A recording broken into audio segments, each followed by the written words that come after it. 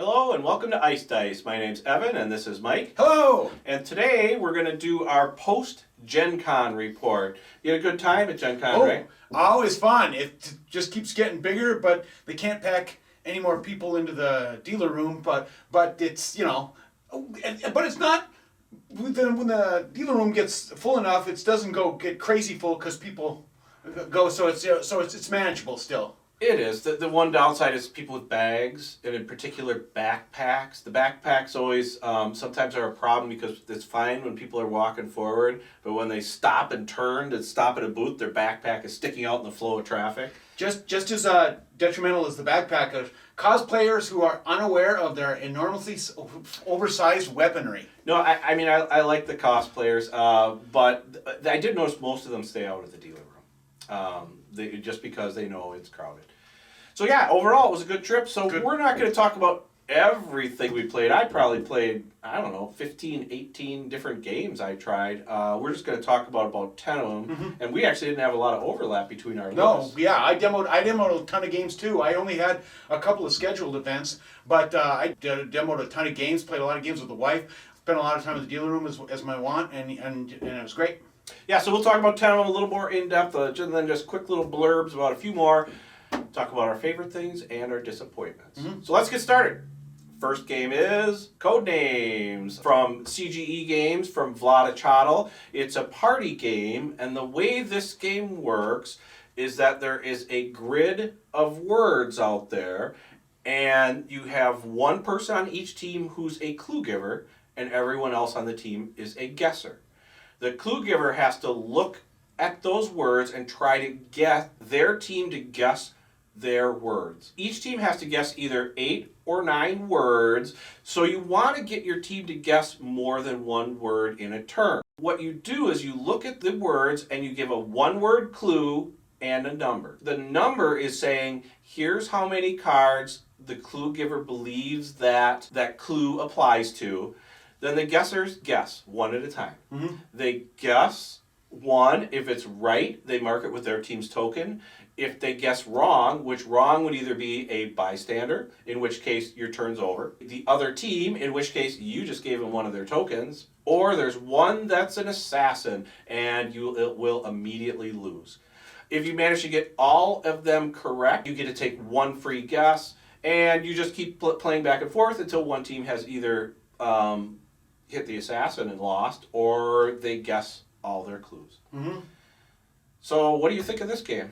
Well, in the days before the internet, the entertainment options during the daytime were limited to game shows on television, and of that genre, most of those were translated to board games, and of those board games, the Password board game was by far the best one to play of the game show games that were translated to board games. And this is a worthy successor to the Mighty Password game that was very popular in the 70s. This is a fine successor to the Mighty Password. So I am well pleased. So I just got one partial play in at the CGE booth.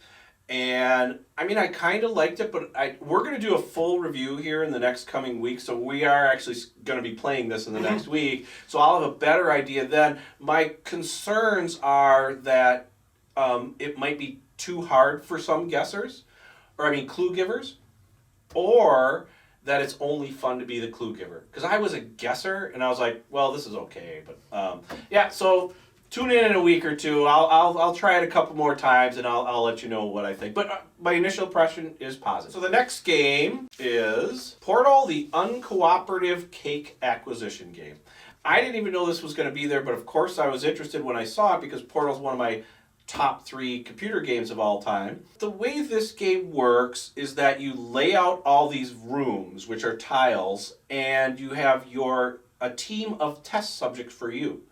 So what you want to do is you want to get your test subjects to one end of this sort of corridor that was created, because each turn someone is going to make one of those at that end dissolve and go back to the other end. And if you have the majority of test subjects in that room when it resolves, each tile has certain things in the center. It might be put a piece of cake on the board, get another test subject. But the object of the game is that when it's all over, to have the most pieces of your kind of cake on the board.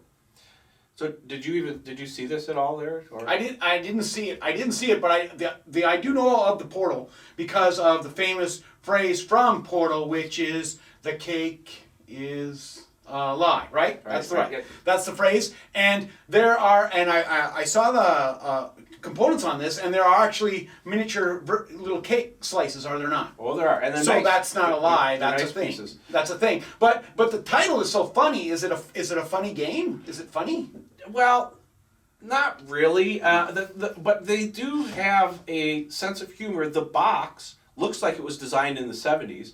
Not only that, it has artificial shelfware printed on it. So it looks like a game that's been sitting there forever. Oh, really? That's hilarious. The shelfware on it. That's great. But it doesn't really play like Portal because Portal's a puzzle game. This is more of a straight up area majority. But they did stick all the. It's a okay game. I didn't play it. I sat and watched one of their demos and read the rules, so I have a pretty good idea of how it plays, and I probably will get it when it comes out just because, they've got the cake, they've got the turrets, they got their companion cubes, there's cards that do things. The one thing the game is missing is incendiary lemons.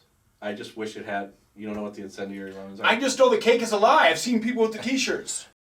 When life gives you lemons, don't make lemonade. Yeah. Make life take the lemons back. Yeah. Get mad. Yeah. I don't want your damn lemons. What am I supposed to do with these? Yeah, take the lemons. Demand to see life's manager. Yeah. Make life rue the day it thought it could give Cave Johnson lemons. Do you know who I am? I'm the man who's gonna burn your house down with the lemon. Oh, I like this guy. I'm gonna get my engineers to invent a combustible lemon that burns your house down. Well, hopefully the game is funny, because that's funny. And that is part of what makes Portal 2 good, is I've played that all the way through at least 3 times, and I still think the funny parts are funny.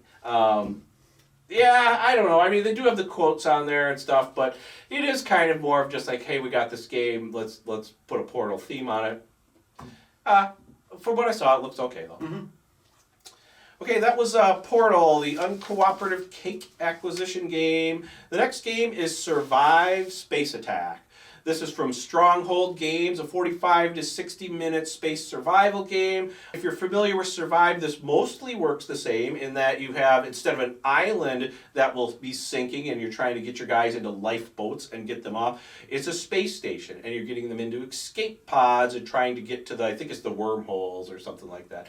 But they do add other things, like they have lasers and fighters, and so it is Survive, but it's Survive Plus. Mm-hmm. Now, you got a chance to play this game, didn't you? Yeah, I got a chance to play the game and talk with the Engelsteins that were part of the reimagining of the theme. Classic game from Mr. Smith, Mr. Smith from 1982. Cortland Smith. Yeah. And it basically takes everything that worked from the 1982 version and adds some modern day mechanics and some modern day cards, and the big twist from the original. You played the original, yeah. Right? Yeah. You played the original, and the thing that they added that does not distract from the gameplay whatsoever. I don't know if it adds a deep level of intrigue to the original, or it just adds another layer of fun.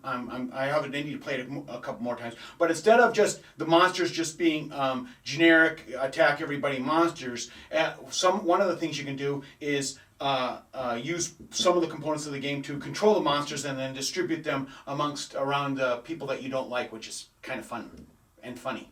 Well, and the fact that you can attack. That's the other thing that intrigues me. You have lasers that you can shoot them, and that's how you do it. That's how you capture collect the monster, and then you put it on somebody else. Mm-hmm. Yeah, so this is another one we're going to have a review of in the next few weeks. I haven't played it, but I think next weekend we're going to be playing this game, so I'm really looking forward to it.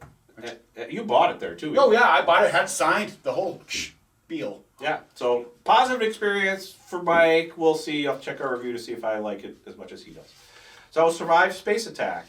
The next game is Wrath of Dragons. This is from Catalyst Games. The theme is you are a dragon and you're ravaging Europe, but it's mostly an area control game. What it is that they have this map that's not meant to be realistic. It's just kind of like a map that's divided up into 6 different areas, and they give them names like Britannia and Germania. And you have cards out there that will have those area names on them. And the cards might let you eat a sheep or grab a noble or things like that. What it is you get your hand of cards, and you don't have that many cards. You have to decide, where am I putting my dragon? There can only be one dragon in each area. And the object of the game is obviously to get the sheep and the nobles and burn down cities and villages.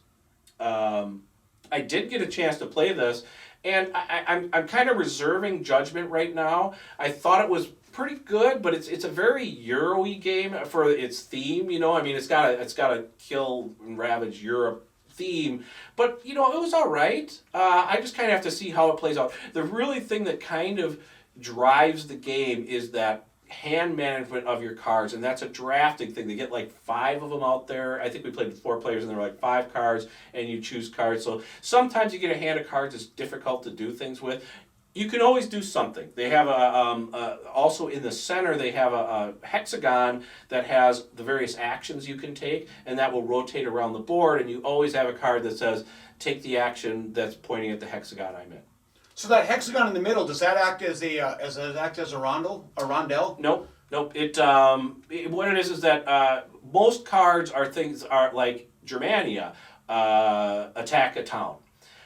What the hex is, it has all the actions on there. Attack, I can't remember what they all are. Attack a town, grab a sheep, grab a noble, grab some wheat, and you have a card in your hand that says, it doesn't matter where you are, take the action that is pointed at the section you're in. So whichever way. There's also other cards that allow you to manipulate and turn that thing. So, yeah, I mean, overall, I'm not super excited about it, but I would like to try to play a full game of it. Well, the rondel thing, or the thing in the middle that turns, was intriguing to me. But I also saw that from these pictures from the publisher, there's no Dragon Minis or Dragon Meeples. Oh yeah, there are Dragon Minis and Meeples. I'll put the graphic up on the screen.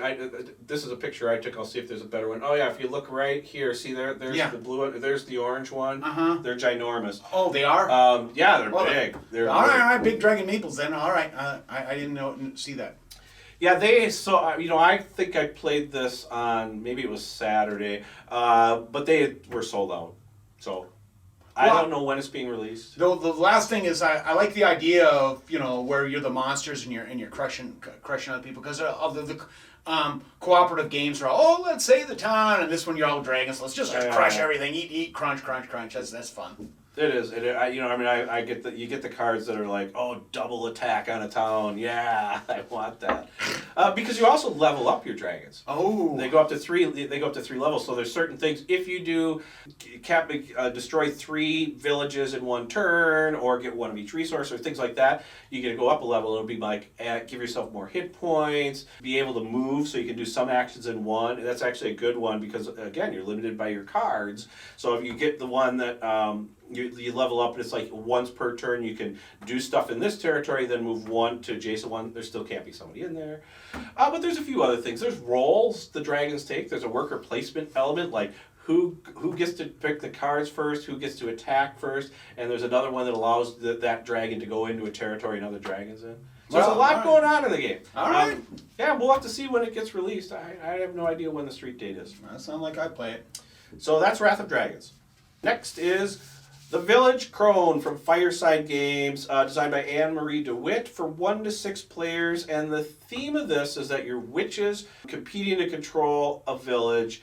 Really, in a nutshell, this is a normal one of those resource conversion games. You put your familiars in an area, and those familiars will get you ingredients. You spend those ingredients on spells, and those spells will help you accomplish your goal cards. They call them schemes. Mm-hmm. And the schemes might be things like move the Lord to the barn, and then have I don't know what the character's name is, Wilma fall in love, cast a love spell on both of them. But you played this. Yeah, right? I played it, and the characters are like the cook and the priest, but it is, you're right, it is resource management and worker placement, but is mitigated by the fact that the actions that are taken are rather wacky in a witch theme, like turning people into frogs. And making people fall in love and teleporting people to this and that, and then casting funny spells. And one of the demands of the game is when you actually take this action to get the VP and you flip the card, you have to say an incantation. And it recommends that you say the incantation that's printed on the card, but you can make up your own, which is, hella fun. That's right in my wheelhouse, making up funny things to say when you turn people into frogs. I saw it, but what kind of incantations are printed on the card? It's the nursery rhyme ones. If the priest and the cook are sitting by a log, now you shall turn them into a frog. Oh. Well, that adds something to it. But the point is the dryness of the worker placement and the resource management is mitigated by the fact that there's wacky stuff, and those incantations blow up everybody. Everybody has a plan that they have to do. I have to get some silver, and I have to get some flour, and I have to do this. But you do their incantation, and it blows up, and the cook moves from where he was supposed to be. What we had all the set up, and so it preys upon the player's ability to go to Plan B and Plan C, and I like that in a game.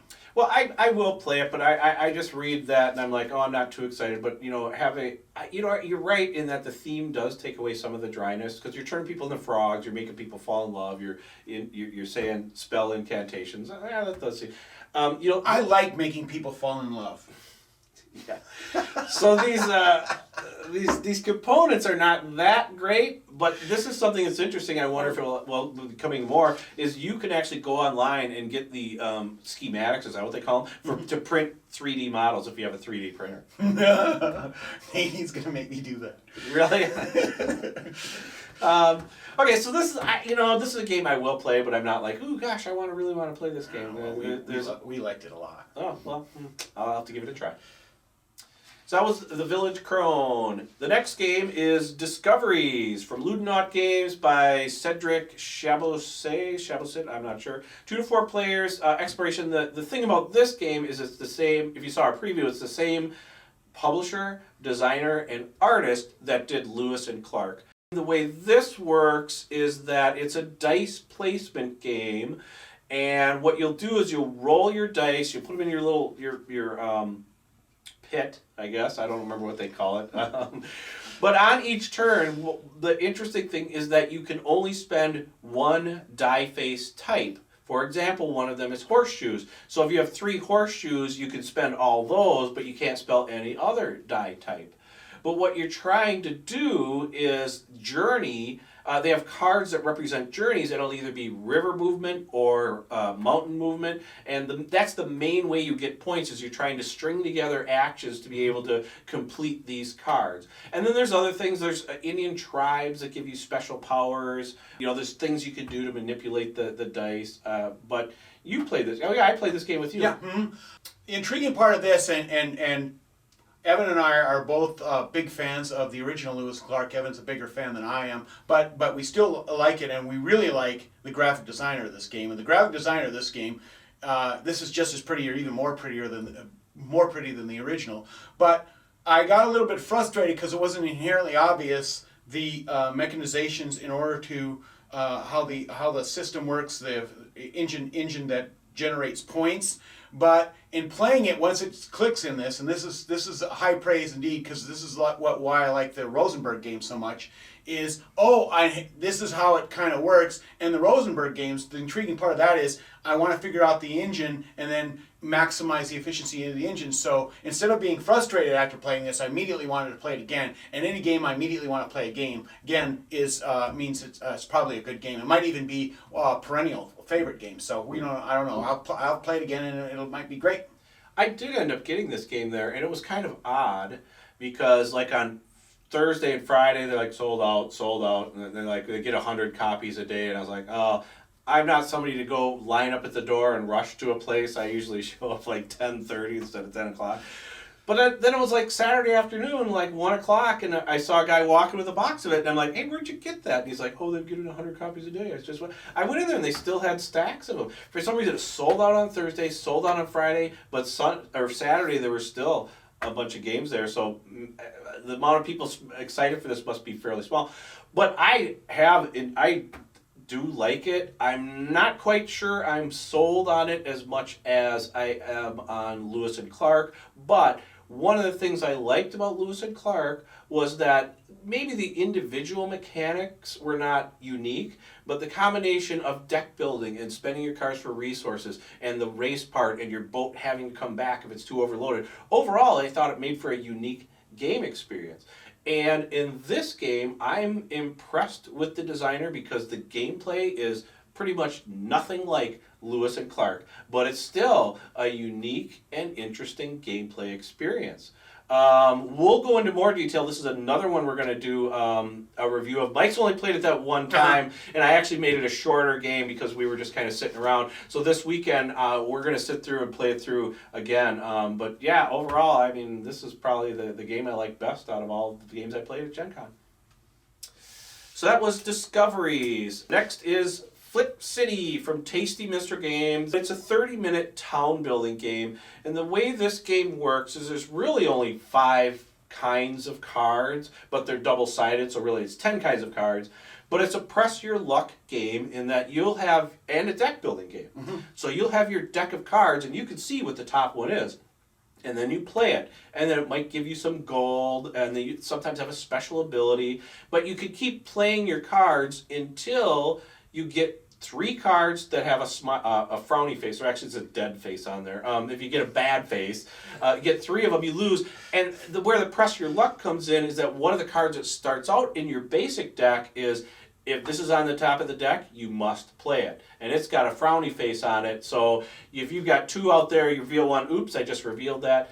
The other interesting mechanic in here is that when cards are in your discard pile, you can spend stuff to flip them over to its usually more powerful side. Mm-hmm. And then the first person to get, normally you win by getting 8 points in one hand, 1 round, 1 turn, but there's other cards that can give you other things that give you points, like play 18 cards. I know one of the cards is if you do that. So I didn't get a chance to play this. You not only played it, you bought it. Yeah, played it and bought it. So just looking at the cards, and the cards are representing types of businesses, and the graphic design, it's reminiscent, of course, of Machikoro. But unlike Machikoro, there's no dice in it, and it's not really a deck builder, like you said. It's not much as a deck builder as a pressure luck, because you have a deck, but you're always playing off the top of your deck. The mechanics and the weight of it is more of a can't stop, but it's a little deeper than can't stop. But the thing on the pressure luck is what decides you to flip over a card isn't just the number of frowny faces, or dead faces, as you like to say, that are on the cards. It's, okay, this is how much I got buying power, and I can buy this, and then I can turn it into that, which is kind of good for my deck. Or I might need to press my luck and go for something more expensive because the other person is doing this, so I need to do that. So that's the pressure luck. Isn't just a matter of looking at how many frowny faces and saying, what the heck, I don't have anything I want to buy. Just like any other good deck builder, if you're doing the exact same thing as somebody else, they might beat you in a race, so you might want to go for the plan B on that. So yeah, it's a nice little light filler game. It looks like 30 minutes of fun. So yeah. Yeah, like you say, good graphic design, and everything I've heard about it is people like it. So I'll have to give this one a try. So that was Flip City, used to be known as Design City. This Design Town. Design Town. The next game is Queen's Architect. Queen's Architect is from Queen's Game, no big surprise there. From a designer I don't know if he's done other things, Volker Schachtel. 2 to 4 players, 60 minutes, and the theme is that you're medieval builders. But the way this works is it's actually a rondel game, except each person has their own rondel. And you move your worker around on that from 1 to 3 spaces, whatever you land on, that's what action you take. What you're trying to do is you're trying to build buildings out there that will earn you points. There's a couple interesting things going on here. One is that how many resources you have is based on the workers. You buy these workers and you place them around your rondel, and whichever number is pointing on the inside, that's how many resources they produce. After you produce them, they turn. Sometimes they go up, sometimes they go down, but there's one that's an end point, so once you've reached that point, they've spent all the resources, you have to get rid of that tile and buy it again. That's one interesting thing. The other interesting thing is there's not a score track per se. What it is it's it's bunches of scores. Like it might be 6 points, 7 points, 5 points. And what'll happen is your guy's on that score track, and let's say there's a 6 and a 7 in front of you, and you score 10 points. Well, I can pass the 6, but to pass the 7, that's 13. I don't have enough. You have to stop. And so you want to try to get big ones to make several jumps over there. I did get a chance to play this game, and it was interesting. But some people I was playing with, they were really confused by that whole turn, not the rondel part, but the whole turn your guy around. Which way do I turn it? Where does it start? There was a lot of that going on. But people generally kind of got the hang of it. And, because of those two mechanics, this would normally, I'd just say, oh, it's a straight up, well, it's slightly above medium weight, but it's right in that Queen game medium Euro thing. But overall, I thought it was pretty good, and I actually kind of regret not buying a copy because I got back, I'm like, oh, that's still not available. This has been out for a while in Europe, but it has not shown up in North America yet.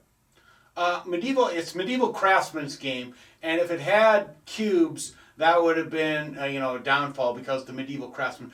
Evan and I are on record as good big fans of Nuremberg, and that's maybe my favorite Medieval Craftsman type game. And this has the wheels within the wheel. They have the rondel within your player board, and then the other things on the outside, you're also turning those. And I could see why when I saw the demos, and I saw somebody play for about 5 minutes, and then I saw on video, and it does look like it might be fiddly, but I like the unique aspect that Evan mentioned is the jumping, and those are randomly distributed, so it might be real hard to jump early on because it takes 8, 9, and then that might change the way that you're structuring your game, because you can see that points are going to come fast and furious in the middle of the game, so that might change the way you play. So it's worth a shot, but the medieval craftsman aspect is kind of worn a little bit thin in the board gaming world, but I'll try it out. Yeah, I'm not so theme whatever. I mean, I would play it. The theme doesn't.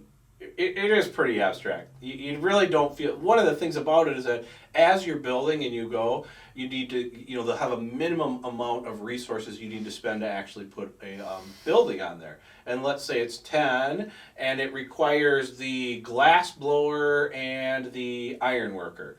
Well, they're not the only ones that actually contribute to it. Whatever you got on your guys, let's say those are only 5 work points. Doesn't matter if you have a bricklayer and another person, as long as all those people add up 10. So it is pretty abstract. The interesting parts about it is that you want to, it's to your benefit to find cities that you can do right in a row, so you can go this one, this one, this one, because traveling costs you money, and money is tight in this game. But I don't know. I mean, when it finally does get available, I'm kind of wavering on whether I'll get it. I played, because they have that abbreviated version you play. I saw enough that's got me intrigued that it doesn't really play like anything I've played before, so that's kind of why I'm like, and Queen games, their production values are always good. Mm-hmm. So I figure, maybe I'll play it 3 times and trade it away. But regardless, I mean, at this point, I'm probably going to get it when it comes out. Okay. So that was Queen's Architect. Next is Jolly Roger, the game of Piracy and Mutiny. From Ares Games, it's 4 to 10 players, a 30-minute pirate game that's card game and negotiation. So the way this game works is that everybody has a hand of crew cards. Mm-hmm. One person is the captain. The captain will choose a quartermaster. The captain will also choose what you're going to go for. Are you going to go for to attack the fort? Are you going to attack the settlement? Whatever. And each one will have a requirement in terms of navigation and guns and melee attack, which those are the values on your crew cards. And the quartermaster is in charge of gathering the people. People will contribute cards until the quartermaster says, okay, I think that's enough. Now let's try to do it. If you're successful, the captain gets first pick of all the treasure, and then the quartermaster will distribute the rest of them. I think they have to do it as evenly as possible. But in terms of number of cards, not the value. At any point during that process, somebody can call for a mutiny and say, I don't like what the captain's doing. And that's when people start contributing cards to either, yes, I want to continue on with this captain, or no, let's make the mutineer the new captain. So what did you think of this when you played it? I played this just a few days ago with a full regiment of 10 people, and it immediately became apparent that people are going, when can we call Mutiny again? Because I've got beef with how much gold I just got. And people and then that was become funny, and it's a party game. But it's kind of got the mechanic. They just reissued this game called Junta, where the thing in Junta that's unique is you don't get the money until you go to the place and you put it in the Swiss bank account. And this kind of you don't get the money until you go to Pirate Island and bury the gold. So people have gold, their resources available in the thing. So it's kind of at the point where the first couple of missions they got nothing to lose. So anarchy for anarchy's sake. Or I just don't like the captain. And the quartermaster. They got too much power. So let's burn all our cards and call for a revolution. And then it became the game is rollicking fun in that there's just as much yelling about what are we going to do as I don't like the captain yelling. So the game has just as much infighting as it has going against the cards to beat the quests that are come up. So yeah, I don't know if it's a great game. It sure is a loud game. But does it turn into there's a mutiny almost every round? It actually does, and this might be. I straight up. I bought this game sight unseen. I'll probably play it a lot, but this is the argument we had after it. It straight up might be broken because if the mutiny doesn't work, there's no. The fact they have no cards. There's no reason for them not to call mutiny again. Yes, there is. You can only call mutiny once per round. Then the next round they just let's go. Yeah, the next round. Yeah, but you still have to go through and finish that complete mission. Yeah. Then on the next mission they can call mutiny. If the captain doesn't change, it's like, we're gonna listen to this goof again. That's literally what happened. Is it the next round? I said, yes. When can we call mutiny? When the captain makes a decision. Captain said, we're going to this island. And everybody's like, we're not doing that. Let's yell. That was fun. It might be broken, but it sure was fun. I don't know how broken it is when they actually put mutiny right in the title. People were having fun. Yeah, people were complaining, but they were having fun. Well, yeah, probably not a nice game, but it is pirates and mutiny. So yeah, not for complete strangers, because this could cause negative reverberations in your game group. Okay, that was Jolly Roger game of Piracy and Mutiny. There are a few other games I'd kind of like to just briefly talk about. Fury of Dracula. I did sit down and I played the abbreviated demo they have. And I will say, boy, it sure looks nice. And that it does seem that the mechanics that they changed from the original are pretty good. But I really am reserving judgment until I can play a full game. Another one I did sit down and play was Colt Express, which has gotten a lot of buzz. I think it was maybe one of the Spiel des Jahres. It was some award, up for several awards. And you know what? I think it deserves the praise it gets for being a light family game with a take that element in the vein of King of Tokyo. You know, I mean, because it's got a little bit of planning ahead. You lay your cards down and try to figure out, well, this is going to happen, then this is going to happen. But presentation is really good. I thought it was all right. Big Book of Madness was not at Gen Con, but they had a prototype, and they weren't doing demos when I walked by, but I looked at it, and I was like, the artwork is good, and the concept is, it's one of those magic things, but I don't know, I'm really interested in finding out more. And the last one this is a game we looked at in our upcoming releases video, was Odyssey, Wrath of Poseidon. Mm-hmm. They just had one copy there, and I got to see a little bit more closely how this works. Poseidon has a board that shows where all the other players' ships are. Those players are trying to get to the center island. There's a board for the players, too, that shows them where their ships are. However, Poseidon is secretly using storms to make the ships go awry. So I think what it is that he has to say which color he did, but then after that, on the map, there's things like there's blue islands or whirlpools or whatever, I don't remember what they all are, but he has to say, okay, where you're at, you're next to 2 islands and 3 open spaces and a whirlpool. So then you could kind of feel, I think I'm here. I really would like to try it. It's still got me intrigued. Smaller than I expected. It's not a very big box. I mean, the ships are itty bitty, and the way you just put the Poseidon's board inside the box, and then put the cover on it so other people can't see it. But I'm still intrigued with that game.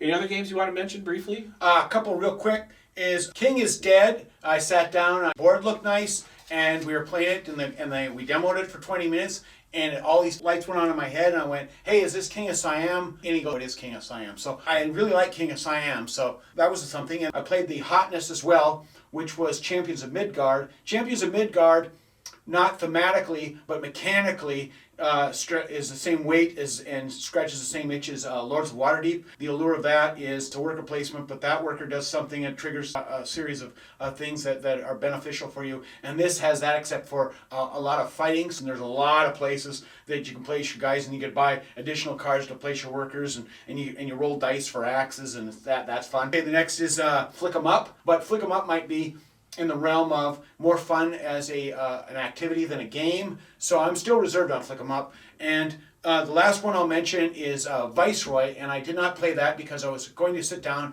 and try it out, but we were kind of running out of time, we were hungry, and you noted that, hey, I'm buying this game, so I said, oh, okay, I'll wait and play it when we get No, I did the Kickstarter. I know you sent me a text saying, hey, there's a Viceroy demo, and I'm like, I've got that game at home. I'm not going to use my I'm like, I'm hungry. I'll go eat. But that Champions of Midgard, you make it sound interesting, and Flick 'em Up, it's sold out already. Yeah. I mean, I'm sure the manufacturing process for that is they're not going to have another print run anytime soon. But the thing that I do think is interesting is I didn't take the time to play it because they were actually playing on a giant version of it, so it wasn't the real game. So I was like, well, this might not. I'd rather try the real game. I mean, it got attention, so I don't blame them one bit for doing that. But they do have scenarios. Sometimes you're trying to rob a bank. Sometimes you're trying to do this. So I don't know. I'll be interested in it.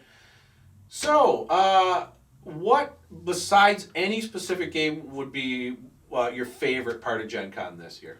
My favorite part of Gen Con, as always, is just walking around that dealer room and seeing people. Well, because my wife and I have been doing this for quite some time, and seeing people, some of the people that we know from some of the booths, and saying hi and what's up, and they show us their new stuff, and meeting new people, and just the whole vibe of it's like we're all the geek energy for all the geekiness and board games is all concentrated in this huge area, and it's row after row of fun and people with presenting great new ideas in board gaming and just geekiness. It's just great. Because I'm with you. I don't sign up for events ahead of time. I've done that in the past, and it's always like, oh God, I got to go to this thing. And it's where I'd rather like play fast and loose. So I spent all my time in the vendor room, almost all my time in the vendor room while it's open. And I'll say my favorite part of that was the Asmodee section. They had like 50, 60 tables, and they were not just playing their own games. They were doing Queen games, Ludonot games. They were doing the Conan game that's coming out that was on Kickstarter. Now, Fantasy Flight has that too, but when I walked around Fantasy Flight booth, maybe it's just because I have more opportunity to play those games, but I was like, played it. So the only game I played at their section was Fury of Dracula, whereas in the Asmodee section, I mean, I played 5, 6 games. I would just stand around, because they do the abbreviated games, I would just stand around and say, well, it looks like they're almost done, wait 5 to 10 minutes, sit down. So I spent a lot of time, and they mostly were knowledgeable in explaining the games. They had a lot of people sitting explaining things, so I really liked it. I thought they did a good job. The most surreal moment for me, because you mentioned the Asmodee, is like I was walking by where they were playing Mysterium, and Mysterium was the hot, that thing sold out, and that thing was. You couldn't even get a demo of it. You couldn't. But that's the thing is, I was walking by the thing, and they had the demo in a little cubbyhole, and I'm standing by watching people demo, and they said, "Excuse me, are you signed up?" And I'm like, for the demo, I'm like, "No, I'm just watching those. You can't watch here. You have to, What? I was like, well, they said, well, we got people coming in this crowded, because if they didn't have done that, it would have been like, a stadium event where people couldn't have played Mysterium, because there's people would have been packed 3 or 4 deep just watching people play Mysterium. So I understood it, but that was weird that much people wanted to play that Mysterium. And I have some reservations about that game, because I've seen a video where, if you don't know what it is, it's like Dixit, and that you have these pictures of cards, and you're trying to get a ghost player is trying to get people to guess them. But I watched a video where the ghost player gave really bad clues, and I'm the thing is that I'm not, I don't want to use the exact one so you know what it is, but it was something like, imagine that there's a card where there's somebody working out in a gym, so they gave the clue, engineer.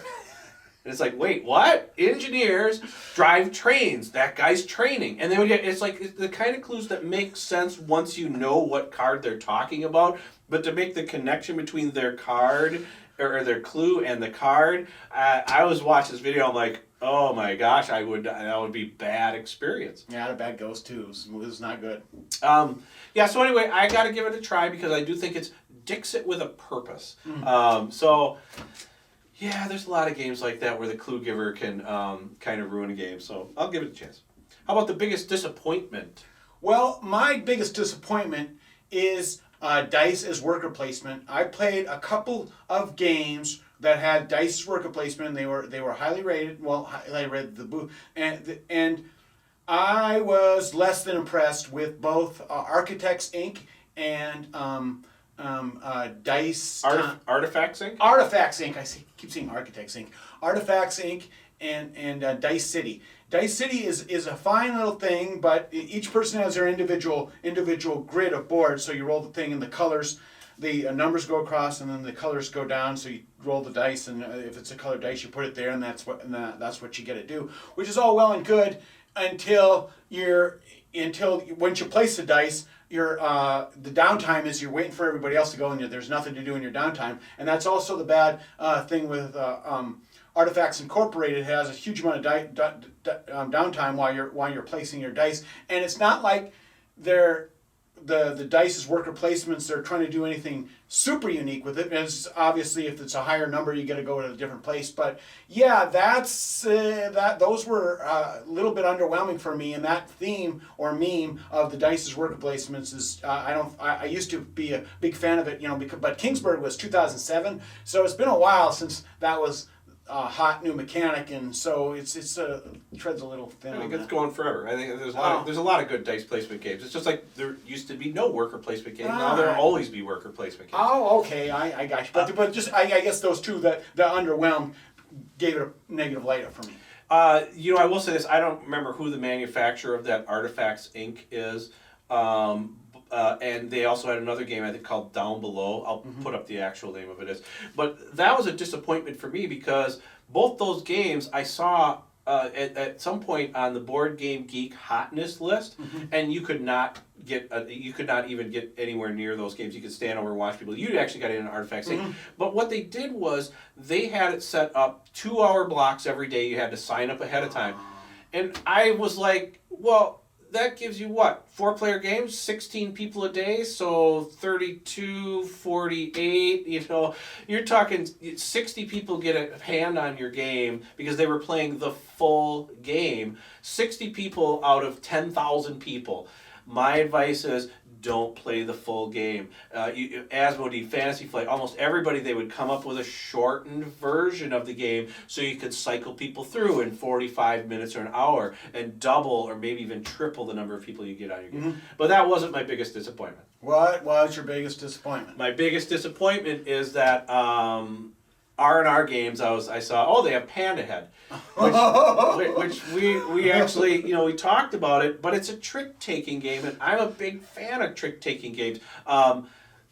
Stickhelm, Dice Even Siegel, Euchre, and so usually it's $10 for a trick-taking game, so I was like, $10, I'll buy it, and I got it, and I was sitting somewhere, and I opened it up and read the rules, and the rules are, so there's like, I don't even think there's suits, but it's like cards from 1 to 11. There's 4 of each of them. Somebody will play a card, and then you either have to play a card higher than that, or if you can't, you play your lowest card. And then whoever plays the highest card takes those cards. You do that 6 times, none of that matters. The only thing that matters is on the 7th one, whoever has the highest card takes it, they get points, you don't want points. And I'm like, that's practically not even a game, and it's certainly not much of a trick-taking game, but I was like, you know what, $10, that's okay. So then I was over in the CGE booth, and they're doing the demo of Codenames, and I was doing it, and I was facing the back wall, and I was like, look at it, there's this game called 5 Cucumbers, and I was like, what's that, 5 Cucumbers, and I pick it up, and it says, recommended by Friedman Freeze, and I read the back, and it's a trick-taking game, and I was like, trick-taking game, and it was like $10. So I said to the guy, he says, I already got burned once on Panda Head, and I briefly described how it works. He says, oh, this is better than that. And I open it up, it's the same game. It's the same game. It's the exact same game, except there's like one rule different, like there's an X2 card. And I'm less disappointed in that because it did come with cucumber meeples. But still, I can't believe I bought the same game twice. But the Panda Head graphics are bad, straight up bad. Yeah, it's not a panda. It's a monkey who's wearing a panda head. I actually said that to the guy, and he kind of knew that it was. 5 cucumbers is funnier, but it's the same dumb game. They should have done 5 pickles anyway. But that's my disappointment: is I bought a game that I'm not gonna like twice. Yeah. That was That's only a kick in the $20. pants. That's But... coincidence, a bad coincidence. Okay, let's see. That's pretty much all I have. Anything else you want to bring up about your experience? No, but we as Evan mentioned, there are a few more games, and we're going to have subsequent reviews about some of these that we touched lightly upon, and we're ordering some that we might stand the test of time. One of the things that I found that works for me is because I don't sign up is that I'm willing to stand behind a table for 10 minutes and wait for it to get over so I can get a seat. If you're willing to do that, you could play a lot of games, but you got to be patient. I mean, it takes patience. There was a few times I'm standing behind things, and waiting for it to get over. One other concern I had is sometimes after the dealer room closes, trying to find a space to play some of the games gets a little bit tricky. But we were able to do it most of the time. But yeah, it's a good experience. I mean, I always have fun. It gets bigger and bigger. 65,000 this year. Wow, 65,000. Well, that's what they kind of say. I don't know. We'll see the official, but it's bigger. It's always bigger than it was before. Well, I will say this is that they have a cosplay parade where what it is they just get not all the cosplayers, but a lot of them, and they just what it sounds like. They walk down the hall. I'll put up a still shot of this, but I actually was up on the stairs trying to video of it. I was going to put it out, but I didn't have a tripod with me, so I had my big camera, and I just was not steady enough. I'm like, I'm not posting that. But I will put a still shot, and you can see it's you hear multiple people say it as they're coming down the escalator. Sea of humanity, sea of humanity, sea of humanity. Because that's what it is. It's just people everywhere. It's a lot of people. Yeah, that first day when the event room or the dealer room opens, 10 o'clock on a Thursday, that's a thing. And everybody inside, the best thing is, that's the other cool thing is, everybody inside, they're all with their phones videotaping us, the onslaught coming in. It's awesome. Okay, well, I guess that's about it. Yeah. Next year, I'm sure we'll be doing it again. Mm-hmm. Otherwise, in the next few weeks, look for our reviews of all the stuff Codenames, Discoveries, and Survive Space Attack. Okay, that's it. See ya.